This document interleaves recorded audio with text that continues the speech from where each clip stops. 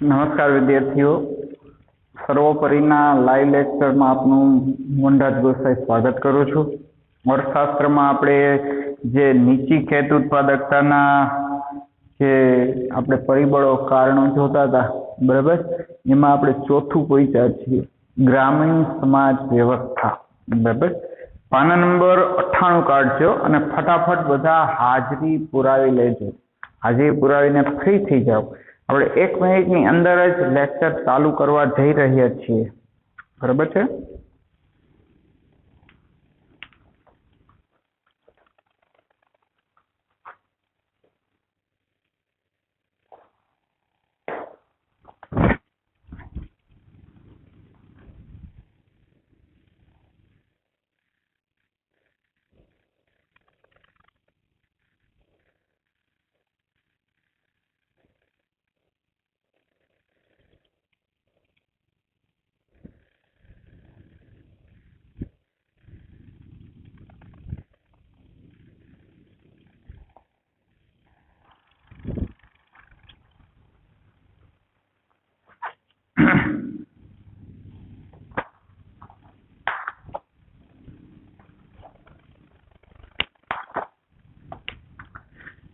અગાઉ આપણે કૃષિ પેદાશની વેચાણ વ્યવસ્થા વિશેની વાત કરી હતી. બરાબર, કે દેવામાં ડૂબેલા ખેડૂતો છે એને ફરજિયાત માલ વેચી જ નાખવો પડે અને એનો લાભ છે એ દલાલ, આડતિયા અને વેપારીઓ લઈ લે છે. ત્યાર પછીનો આપણો ચોથો ટોપિક છે ગ્રામીણ સમાજ વ્યવસ્થા. ભારતના ખેડૂતો મોટા ભાગે પ્રારબ્ધવાદી અને અપૂરતી માહિતી ધરાવે છે. પ્રારબ્ધવાદી એટલે ભગવાનને ઈચ્છા હશે તો વરસાદ થશે, ભગવાનની ઈચ્છા નહીં હોય તો વરસાદ નહીં થાય. ભગવાને જે આપે છે એને સહજ સ્વીકાર કરી લેવો. ભગવાન દુઃખ આપશે તો દુઃખ સહન કરી લેશું, ભગવાન સુખ આપશે તો સુખ ભોગવી લેશું. તો આને પ્રારબ્ધવાદી કહેવાય. એને પરિસ્થિતિ સામે ફાઇટ કરવાની એનામાં તાકાત ન હોય, પરિસ્થિતિ સામે લડી લેવું છે એવો એનો જે જુસ્સો નથી હોતો. બરાબર, તો એને પ્રારબ્ધવાદી કહેવાય છે. તો મોટાભાગે ખેડૂતો આવા છે જે ભગવાનથી એનો સ્વીકાર કરી લે, ભગવાને માંડી એટલે વરસ મોડું થયું, નબળું થયું એવું વિચારતા હોય છે. ગ્રામ્ય સમાજ જૂનવાણી પરંપરાઓ અને વ્યવસ્થાઓથી બંધાયેલો છે. જૂની પરંપરાઓ, બરાબર, હજી ગામડામાં એ પરંપરા છે. અષાઢી બીજે લોકો અષાઢી બીજને મહત્વ આપે છે. અષાઢી બીજે વાવેતર થઈ જ જવું જોઈએ, વાવણી થઈ જ જવી જોઈએ, આવી ઘણી બધી માન્યતાઓ છે. બરાબર, પણ હકીકતે વાવણી ક્યારે થવી જોઈએ? વ્યવસ્થિત વરસાદ થાય પછી. તેઓ મૂળભૂત રીતે પ્રારબ્ધવાદી હોય, ઈશ્વરે આપેલ સમસ્યાઓ અને અભાવપણાનો સ્વીકાર કરી લે છે, જેથી તેઓ પોતાના જીવન નિર્વાહ પૂરતી ખેતી કરીને સંતોષિત રહે. એને એમ નથી થતું જીવનમાં વિકાસ કરીએ કે વધુ પૈસા કમાઈએ, બસ ભાઈ પેટ ભરાઈ જાય છે ને, બસ ભગવાનને આપણે જોતું હોય તો દઈ દીધું, બસ એ નિરાશ અનુભવે છે. તેઓમાં આર્થિક વિકાસ કરવા કે ખેતીનો વિકાસ કરવા કે આવકમાં વૃદ્ધિ કરવા જેવી પ્રેરણા, અભિલાષા હોતી નથી.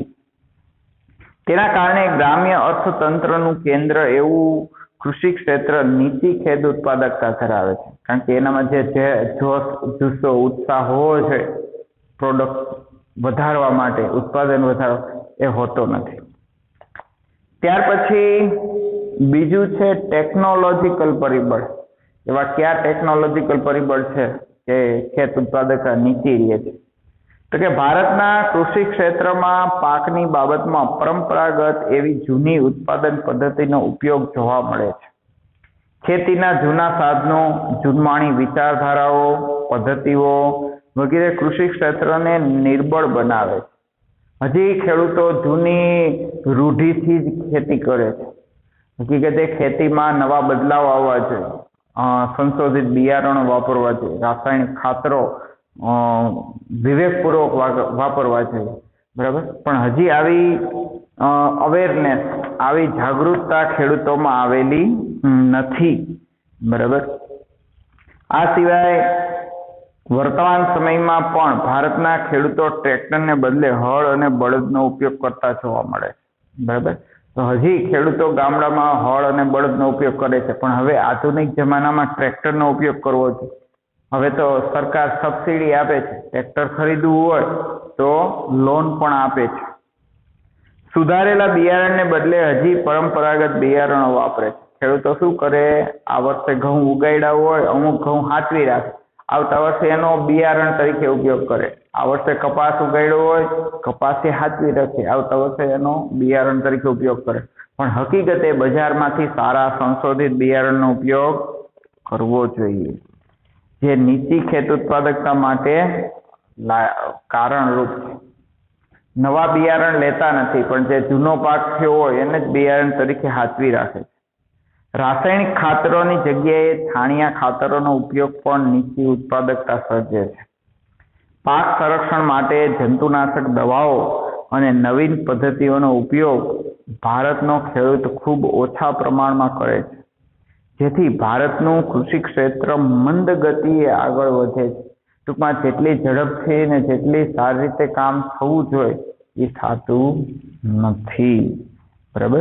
ત્યાર પછી છે અન્ય પરિબળ, અને અન્ય પરિબળમાં પેલું છે વસ્તીનું ભારણ.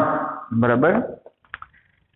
ભારતમાં કૃષિ ક્ષેત્રની નીચી ઉત્પાદકતા પાછળનું એક મોટું કારણ છે ખેતી ઉપર વસ્તીનું વધુ પડતું ભારણ. હવે વધુ પડતું ભારણ એટલે તો કે ખેતીની જમીન ઓછી હોય, જમીન હોય 30 વીઘા અને 2 દીકરા અને એક બાપ, 3 વ્યક્તિ ખેતીમાં રોકાયેલા હોય. આ સિવાય લેડીઝ સ્ટાફ બધો ખેતીમાં રોકાયેલો હોય.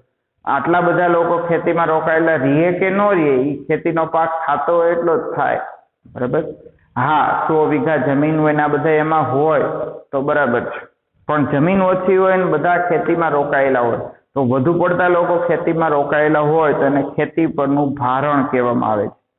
કૃષિ ક્ષેત્ર પર વસ્તીના વધુ પડતા ભારણને કારણે, એટલે કે વધુ લોકો ખેતીમાં રોકાયેલા એને લીધે પાકનું ઉત્પાદન વધુ નથી આવતું, પણ ઉલટાનું ઉત્પાદકતા ઓછી આવે છે. રોજગારી માટે નભતા લોકોના પ્રમાણને આધારે સમજી શકાય છે. ભારતની આઝાદી સમયે ભારતના 72% લોકો ખેતી ક્ષેત્રમાંથી રોજગારી મેળવતા હતા. આ ટકાવારી 2001-2માં ઘટીને 58% થઈ ગઈ. પેલા 100 માંથી 72 વ્યક્તિ ખેતીમાંથી રોજગારી મેળવતા, પણ હવે 100 માંથી 58 જ મેળવે છે. 2013-14માં ખેતી ક્ષેત્રમાં રોજગારી મેળવતી વસ્તીનું પ્રમાણ છે ઘટીને 49 થઈ ગયું. પેલા 72 હતું, પછી 58 થયું 2001-2માં, અને 13-14માં 49 થઈ ગયું. આમ ખેતી ક્ષેત્ર પર રોજગારીનું ભારણ ઘટ્યું હોવા છતાં તે અન્ય ક્ષેત્રો કરતા ખૂબ વધુ છે. વિદેશોની તુલનામાં ખૂબ ઊંચું જણાય છે. અહીં ખેતી ક્ષેત્ર કુલ ઉત્પાદનનું જે પ્રમાણ મેળવે તેને વધુ પડતી વ્યક્તિઓ વચ્ચે ઉત્પાદન અથવા આવક સ્વરૂપે વહેંચાતું હોય, શ્રમની ઉત્પાદકતા ઘણી નીચી જોવા મળે છે. બરાબર.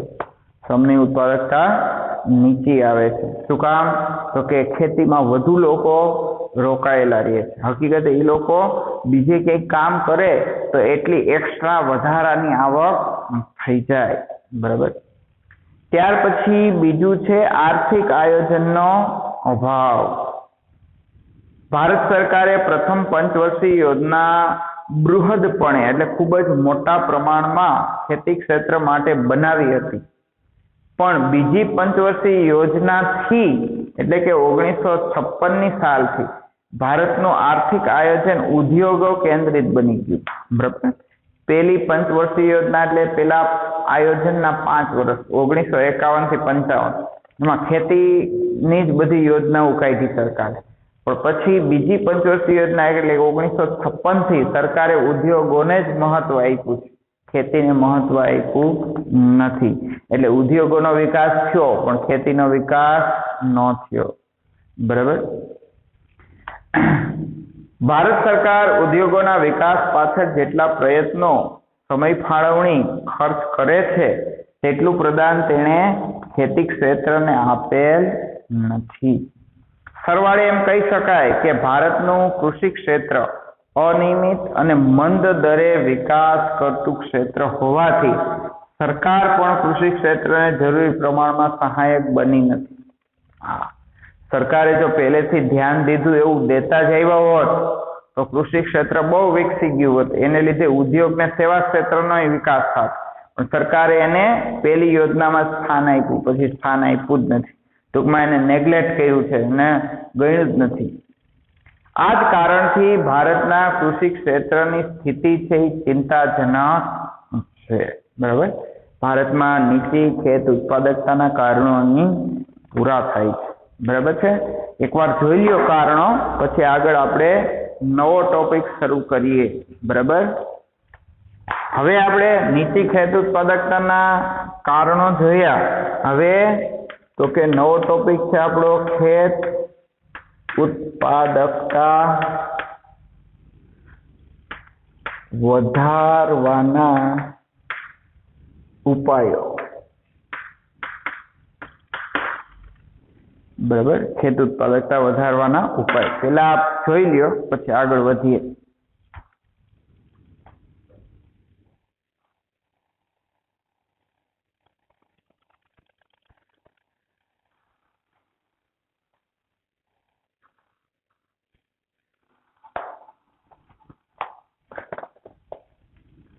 જોઈ લીધા. ભારતના કૃષિ ક્ષેત્રની નીચી ખેત ઉત્પાદકતા એ કૃષિ ક્ષેત્રની પછાત અવસ્થાનું પ્રતિબિંબ પૂરું પાડે છે, એટલે કે અરીસો છે. આપણી ખેતી પછાત છે, ગરીબ છે. એનું મેઇન કારણ તો કે સરકારે એને જેટલું મહત્વ આપવું જોઈએ એટલું નથી આપ્યું. બરાબર.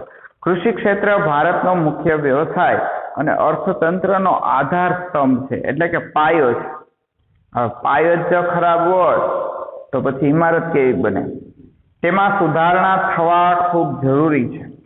આ ઉપરાંત કૃષિ ક્ષેત્રમાં ખેત ઉત્પાદકતા વધારવામાં આવતા ગ્રામ્ય અર્થતંત્રોની આવકમાં વધારો થશે, જે ઉદ્યોગ અને સેવા ક્ષેત્રને વિકાસનું બળ પૂરું પાડશે.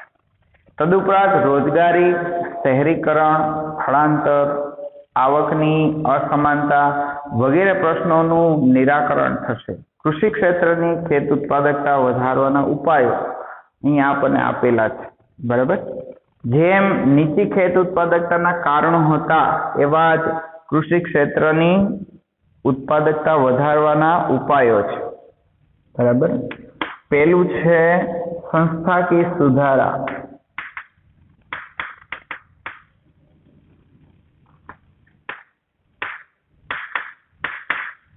સુધારાઓ. બીજું છે ટેકનોલોજીકલ સુધારા.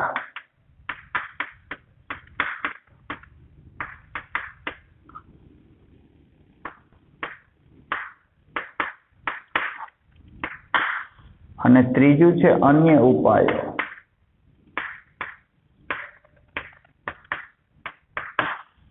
બરાબર છે. આ ત્રણ પરિબળો છે જે ઉત્પાદકતા વધારવામાં ઉપયોગી થઈ શકે એમ છે. બરાબર. સૌ પ્રથમ આપણે સંસ્થાકીય સુધારાઓની વાત કરીએ. કૃષિ ક્ષેત્રની ખેત ઉત્પાદકતામાં વધારો કરવા માટે ભારતમાં આર્થિક આયોજનના ભાગરૂપે સંસ્થાકીય સુધારાઓ હાથ ધરવામાં આવેલ છે, જે કૃષિ ક્ષેત્રની આર્થિક પ્રગતિ માટે સાનુકૂળ બનશે. ટૂંકમાં જે કાયદા અને વ્યવસ્થામાં જે કાંઈ સુધારા કર્યા છે એને સંસ્થાકીય સુધારા કહેવામાં આવે છે. એમાં પેલું છે જમીન વિષયક સુધારાઓ.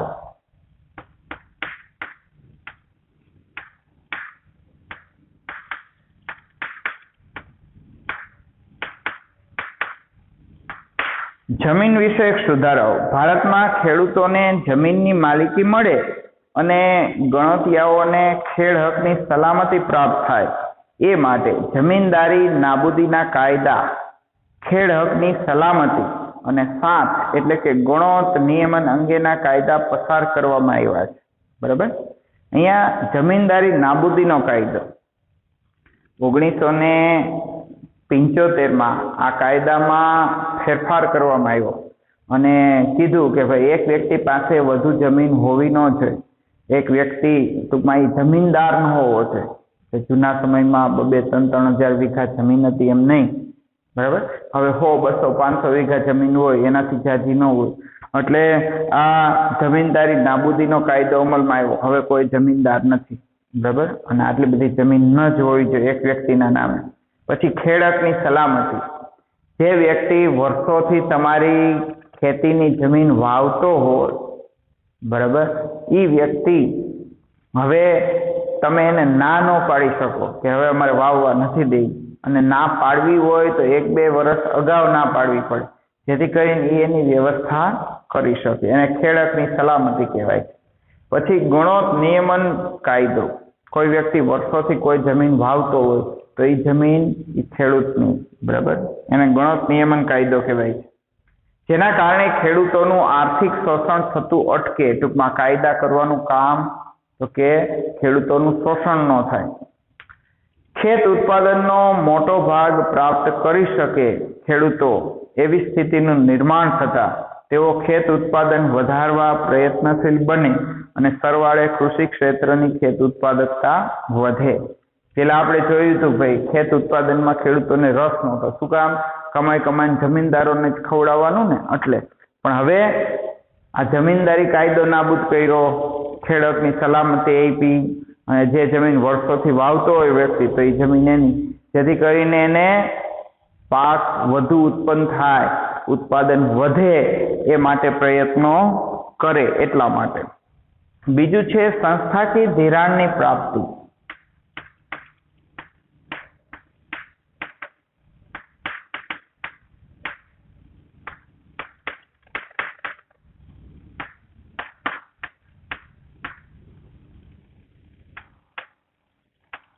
સંસ્થાકીય ધિરાણની પ્રાપ્તિ.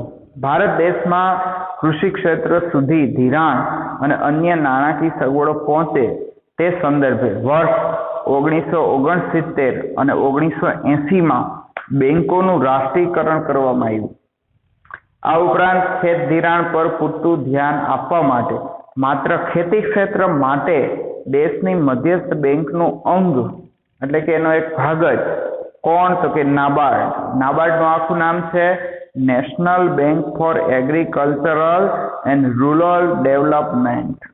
ની સ્થાપના 1982માં કરવામાં આવી અને તેના અંતર્ગત RRBs એટલે કે રિજનલ રૂરલ બેંક્સ અને પ્રાદેશિક ગ્રામીણ બેંકો એટલે કે LDBs લેન્ડ ડેવલપમેન્ટ બેંક્સ જમીન વિકાસ બેંકોનો વિકાસ કરવામાં આવ્યો, જેથી ભારતીય ખેડૂતોને સમયસર પૂરતું અને સસ્તું ધિરાણ મળી શકે. આમ સરળ રીતે ખેતી કાર્ય માટે મૂડીની પ્રાપ્તિ થાય અને સસ્તા દરે મૂડી મળી રહે, તેઓ વધુ ખેત ઉત્પાદકતા મેળવી શકે. બરાબર. ખેડૂતો પાસે ખેતી માટે પૈસા ન હોય તો ખેડૂતોને પૈસા મળી રહે એટલા માટે તો કે 1969 થી 1980માં બધી બેંકોનું રાષ્ટ્રીયકરણ અને નિયમ કયો? ભાઈ ખેડૂતોને લોન સ્વરૂપે ઓછા વ્યાજે પૈસા દેવાના, અને એના માટે બેંકો સ્થાપી, નાબાર્ડ સ્થાપી, RRBs અને LDBs બેંકોની સ્થાપના કરી કે જે સ્પેશિયલી ખેડૂતો માટે જ બનેલી છે. બરાબર. ત્રીજું છે કૃષિ પેદાશની વેચાણ વ્યવસ્થામાં સુધારો.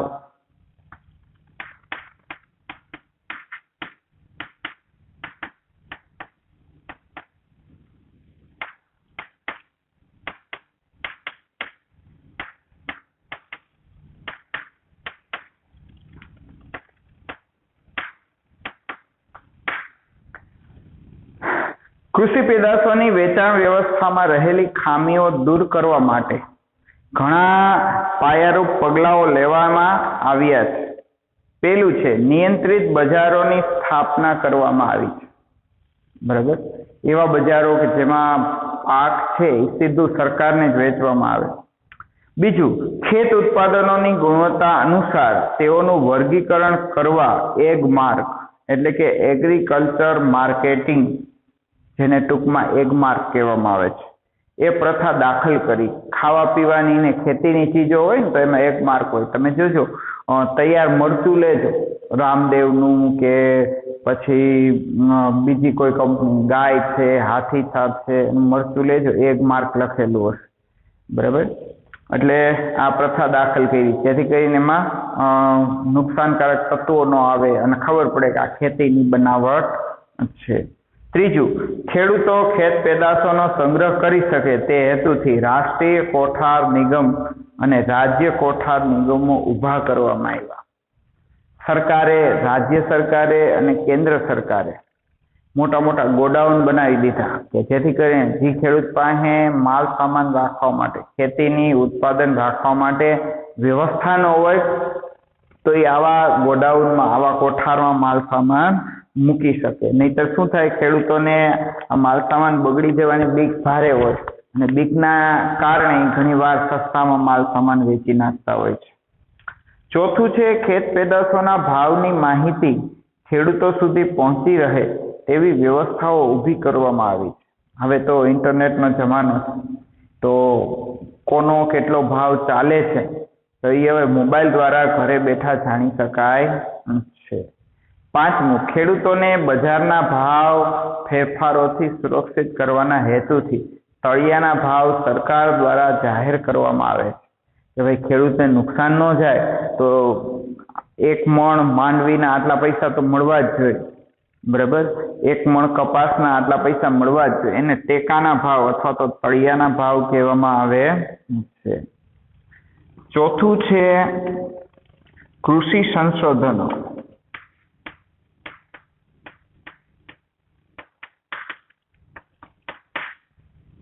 ભારતના ખેડૂતો ઓછા શિક્ષિત હોવાથી તેમજ આર્થિક રીતે નબળા હોવાથી તે લોકો કૃષિ સંશોધન જાતે કરી શકતા નથી અને અભણ છે એટલે પણ નથી કરી શકતા.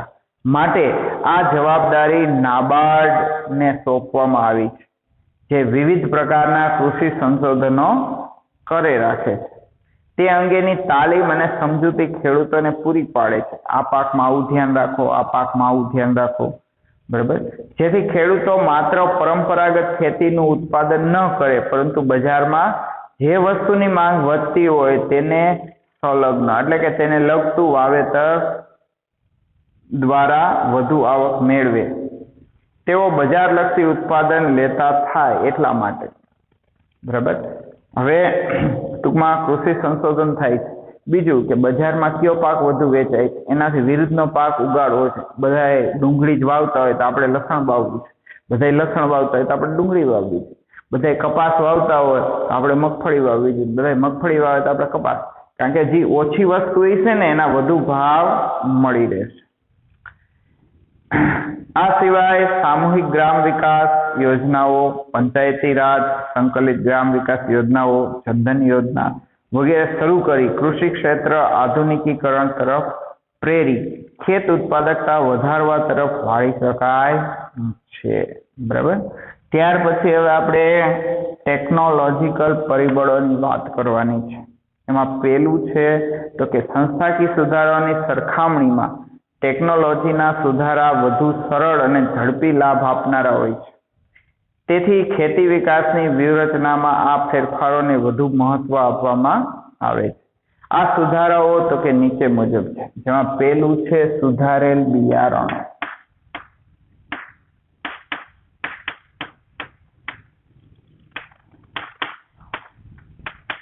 વિદ્યાર્થી મિત્રો, આ મુદ્દા જોઈ લ્યો, પછી આપણે ટીક કરી લ્યો બુકમાં, પછી આપણે ટેકનોલોજીકલ સુધારા શરૂ કરીએ.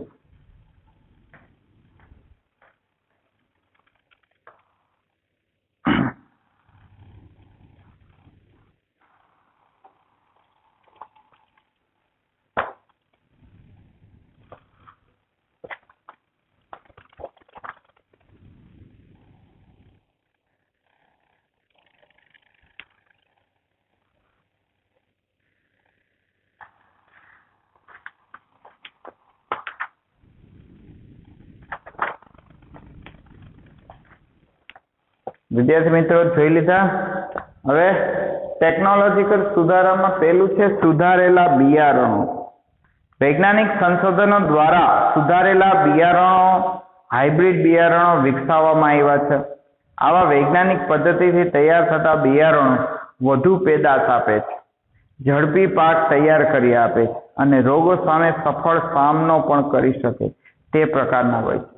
હજી જે અમુક ખેડૂતો જે ગયા વર્ષનો પાક હોય એનો આવતા વર્ષે બિયારણ તરીકે ઉપયોગ કરે છે, પણ એવું ન કરવું જોઈએ. વધુ ઉત્પાદન લેવું હોય તો સંશોધિત બીજનો ઉપયોગ થવો જોઈએ, બરાબર. લેબોરેટરીમાં જે સંશોધિત બીજ હોય, બિયારણો હોય એનો ઉપયોગ થવો જોઈએ, જેથી કરીને વધુ પાક લઈ શકાય. બરાબર.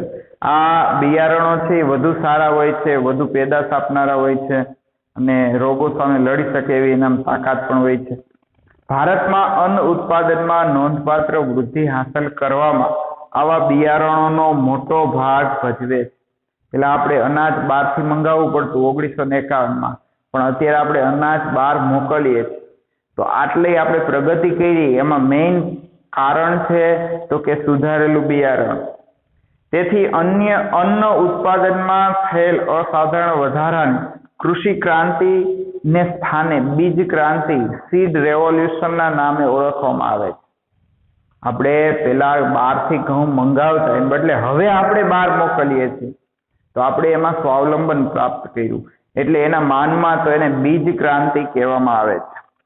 રાષ્ટ્રીય કૃષિ સંશોધન સમિતિ, રાષ્ટ્રીય બીજ નિગમ અને કૃષિ વિશ્વવિદ્યાલયોમાં સુધારેલા બિયારણો વિકસાવવાને ઉચ્ચ અગ્રતા આપવામાં આવે છે, જેથી સાચા અર્થમાં ખેત ઉત્પાદકતા ઊંચી લઈ જઈ શકાય. બરાબર. આ બધી સંસ્થાઓમાં બીજ વિશે સંશોધન થાય છે. રાષ્ટ્રીય કૃષિ સંશોધન સમિતિ, રાષ્ટ્રીય બીજ નિગમ અને કૃષિ વિશ્વવિદ્યાલયમાં સંશોધન થાય છે બીજ વિશે. આપણે અહીંયા નજીકમાં જુનાગઢ કૃષિ યુનિવર્સિટી આવેલી છે, અહીંયા બીજ વિશે સંશોધન થાય છે. બરાબર. ત્યાર પછી તો કે રાસાયણિક ખાતરનો વપરાશ. આપણો બીજો ટોપિક છે રાસાયણિક ખાતરનો વપરાશ. સુધારેલા બિયારણોના ઉપયોગની સાથે રાસાયણિક ખાતરનો ઉપયોગ પણ ભારતમાં વધ્યો છે. જે તે પાકને પૂરતું પોષણ મળી રહે અને તેનો શક્ય તેટલો ઝડપી વિકાસ થાય તે હેતુથી વિવિધ પાક પર રાસાયણિક ખાતરના કરેલ પ્રયોગથી સિદ્ધ થયેલ રાસાયણિક ખાતરો પાકની ઊંચી ઉત્પાદકતા આપે છે.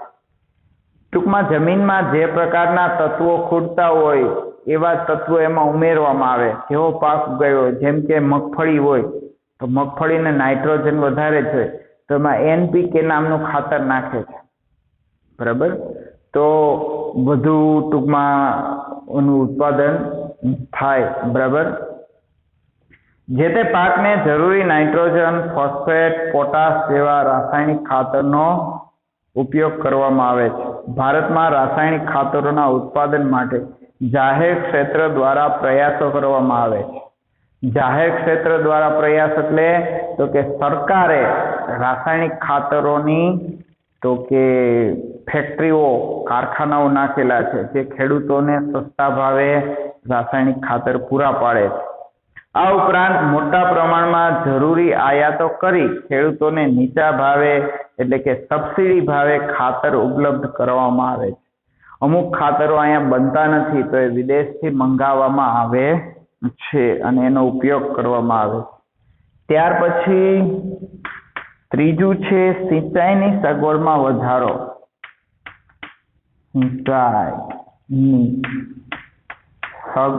સગવડમાં વધારો. સિંચાઈની સગવડમાં વધારો.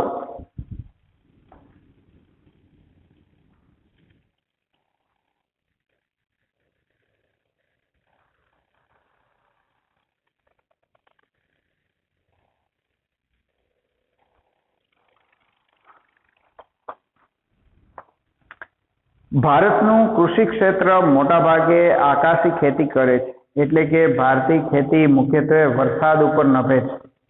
પરંતુ વરસાદ એ ખૂબ જ અનિશ્ચિતતા ધરાવે છે, જેની સીધી અસર ખેત ઉત્પાદન અને ખેત ઉત્પાદકતા ઉપર પડે છે. આપણા દેશમાં વરસાદ છે અનિયમિત, ક્યારેક થાય તો અતિ થાય છે તોય પાક નથી થતો, ક્યારેક સાવ થતોય નથી તોય પાક ન થાય, એક માપે પડે ને તો થાય. બરાબર. પણ એની જગ્યાએ જો સિંચાઈની સગવડ હોય તો ખેડૂત બારે માસ પાક લઈ શકે. બરાબર. જો ખેતીને વરસાદની અનિશ્ચિતતામાંથી ઉગારી શકાય, બચાવી શકાય, બરાબર, એવું વાતાવરણ ઊભું કરવામાં આવે તો ખેતીનો વિકાસ સારો થાય. તેથી વિવિધ હેતુવાળી સિંચાઈ યોજનાઓ અંતર્ગત મધ્યમ અને નાની સિંચાઈ યોજનાઓ વિકસાવવાની બાબતનો આયોજનમાં સ્વીકાર કરેલ છે. બને એટલી આપણા દેશમાં નદીઓ ઘણી બધી છે અને આ નદીઓનું પાણી તો કે દરિયા ભેગું થઈ જાય છે, પણ એની આડા બંધ બાંધીને ખેડૂતોને પાણી પૂરું પાડી શકાય એમ છે. જો આ વસ્તુ શક્ય બને તો આપણે ખેતી દ્વારા પણ આર્થિક વિકાસ કરી શકીએ. ભારતમાં સિંચાઈની સગવડોનો વ્યાપ વધારવાના હેતુસર સિંચાઈ ક્ષેત્ર વિકાસ યોજના અને આંતરમાળખાકીય વિકાસ ભંડોળની રચનાઓ કરવામાં આવી છે. આ ઉપરાંત નાબાર્ડને અધૂરી સિંચાઈ યોજનાઓ પૂરી કરવા અને અન્ય સવલતો વિકસાવવાની જવાબદારી પણ સોંપાઈ છે. રિઝર્વ બેન્કે નાબાર્ડને જે સિંચાઈ યોજનાઓ બાકી રહી ગઈ છે, અધૂરી છે, બંધ છે, એને પૂરી કરવાનું કામ સોંપેલું છે, જેથી કરીને ખેડૂતોને વધુ ને વધુ નદીઓના પાણી ખેતી માટે મળી જાય. બરાબર છે. અત્યારે બસ આટલું જ. નમસ્કાર.